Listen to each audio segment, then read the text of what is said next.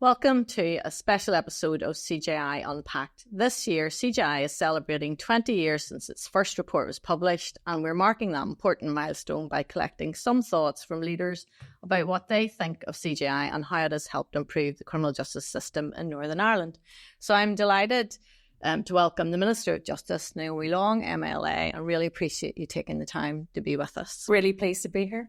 So can I ask you, in your time, and I know we're thankful that you have returned as Minister of Justice, but what value do you think CJI has added to improving the criminal justice system?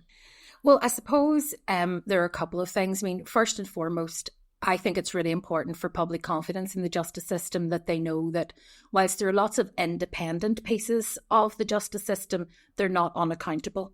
So not all of them are accountable to me as Justice Minister, and that sometimes frustrates the Assembly. Some of them are accountable through Policing Board and other things, but having that accountability is really important. Knowing that somebody will go in and look unannounced and just have a look and say what's happening here, are we functioning the way we should be, is really important. The other thing is that as Minister, as you know, I've also called on you when I have had concerns. So, for example, when I was getting a number of complaints around the current supervision units in the prisons and it was becoming a bit of an issue, I thought it was really important. It wasn't that I didn't believe my officials and I didn't trust their judgment, but I thought it was important to have it independently verified what was happening in those current supervision units. And also sometimes when you work in an environment, you become accustomed to it, and having fresh eyes in that environment. But with the experience of understanding the wider justice system, understanding the prison system, to be able to go in and look and say, okay, some of this isn't working as you would have intended, some of it could be improved, has been really helpful. It also was really useful then to be able to share that with MLAs who were concerned about the issue, because it gave them that added layer of assurance that there were issues, they were being addressed. And I think even the fact that when you go back and you do a return report and you look at have things improved, it just reminds people that even though something might have fallen off their agenda, somebody is still coming back and checking that it's happening. And that's an incentive, I think, to keep the criminal justice system generally progressing, focused on change, focused on improvement. And I think just that accountability is really important for us as MLAs, for me as a minister, but also I think for the public in terms of having confidence. So prison inspections would tend to get a lot of profile, and obviously there's particular issues with inspecting in prisons and in our role as a national preventive mechanism member. But are there other particular areas of the criminal justice system where you think that they need more or less inspection? Well, I think prisons are the obvious one because it's such a unique environment. You're dealing with such complex needs within the prison system. You're dealing with a whole kind of cadre of people who have different reasons for offending, different challenges while they're in the prison system. There's so much going on there in terms of caring for the prisoners, ensuring that they're well looked after and well accommodated, but then also handling all of the rehabilitation piece. And all of that is very challenging, particularly given resources. But I think in terms of other parts, I mean, the work, for example, that's been done recently around kind of community safety has been really important, because sometimes people forget about community safety and the community safety partnerships, the strong role that they can play in terms of tackling issues, in terms of being able to help the police prioritise resources at a time when resources are scarce. And so I think some of those bits of the system that perhaps don't get the same level of public attention as prisons, but nevertheless are crucial to how safe people feel within their community, and how responsive the police can be to the concerns and needs of neighbourhoods. I think that those reports are actually just as important, because it raises the profile of those issues, but it also, within organisations, makes everybody else reassess their priorities too. You know, are we doing enough to ensure that the strategies are in place, that we have implementation plans around community safety? Have we refreshed what our expectations are? Are we working closely enough with the police and the community and how those are developed? Are there things that the community safety partnerships themselves could be doing more proactively in terms of engaging with communities and so on?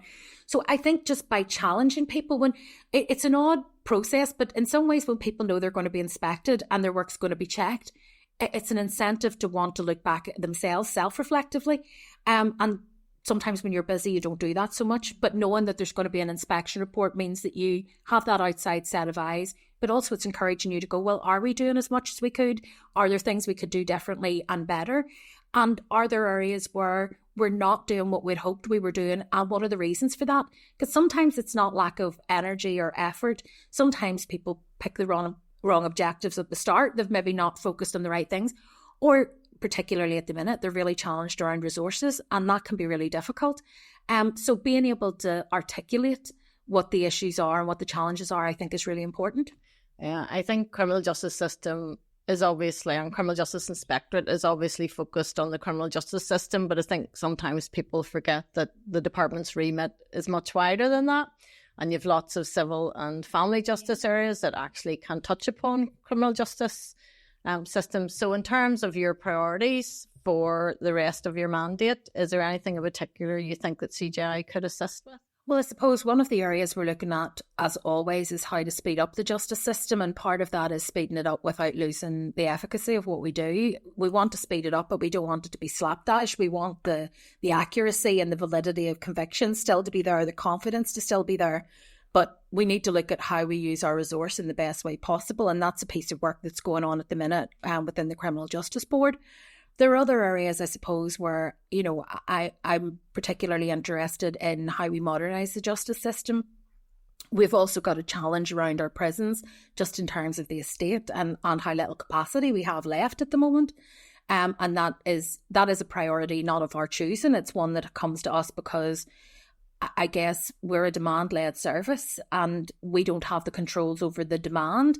And one of the big challenges, I think, for me in this term is to try to look, we've done a lot of transformation within justice and we'll continue to press on that, but it's to look to other departments to say, look, we are in some ways the provider of last resort. So when people have fallen through the net, whether it's mental health, whether it's addiction services, whether it's education, statement and all those things, they're much more likely to end up in the justice system. We know there's a concentration of people with speech and language problems in the justice system, 60% versus 10% in the wider population.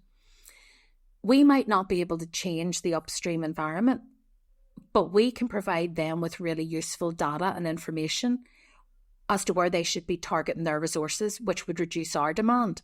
So I think there are things in that space about how we link up with health, how we link up with education, how we link up with communities, how we ensure that we don't just look at people coming through the system and going through the prison system and out the other end. We look at people who come very close to the system and how do we ensure that the diversions that are in place for them, fewer short sentences, more community-based sentencing, how we make sure all that works. Because I actually think prison is not the best place for everybody. It's necessary for some people. But if we can speed up justice and have people serve out their sentence in the community where they can make reparation for their behaviour and maybe find in that rehabilitative process a better way forward for their own lives, that's sometimes much more effective than a short stint in prison. And so I think around that rehabilitation piece in the community and probation, all of those are really important pieces because prison is not the be-all and end-all in the justice system. It really should be the place of last resort. And I would like to see more joined-up thinking around how we ensure that we don't have people in prison who don't need to be there, who could be better managed if they had health support, addiction support, housing support in the community and could serve out their sentence there and actually make a constructive contribution. Mm-hmm. So over the last 20 years, CJI has a history of collaborative inspections, so whether that's with RQI or ETI or inspectorates from England and Wales. So have you any views on how important that collective oversight is? Yeah, I mean, I think it's really important. Increasingly, the people, for example, within the prison system have much more complex needs than would have been the case even 20 years ago. Also much better understood. I think we're much more trauma informed in understanding why people end up in prison, in understanding adverse childhood experiences that can lead to offending behaviour. Many people who, for example, are domestic abusers have been abused in their domestic setting themselves. And so we're much better at understanding that, but sometimes not much better at responding to it in the way we would want to. And much of the healthcare, for example, within prison, so if you're dealing with people who have complex mental health needs, is provided by the health service rather than the prison service. I think that's important, but I think having some way joined up to look and say, is the system as a whole working for that person? Because it's not two people, one that the prison service care for and one that the health service care for. What health do in prisons really affects people's behaviour within the prison system, their ability to access education within the prisons and all of those things. So I think those joined up inspections are really useful because they give a whole person perspective. And I suppose what we're trying to do, although we're doing it with different agencies, we're trying to take the individual and assess their needs when they come into the prison system, and then look at how we can assist them to do a transformation as they go through the system and back out into the community.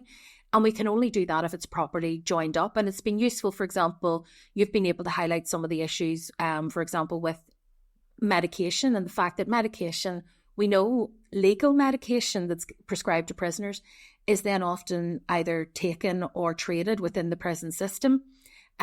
That's an issue that we then need to go and talk to the trust about how we manage that better.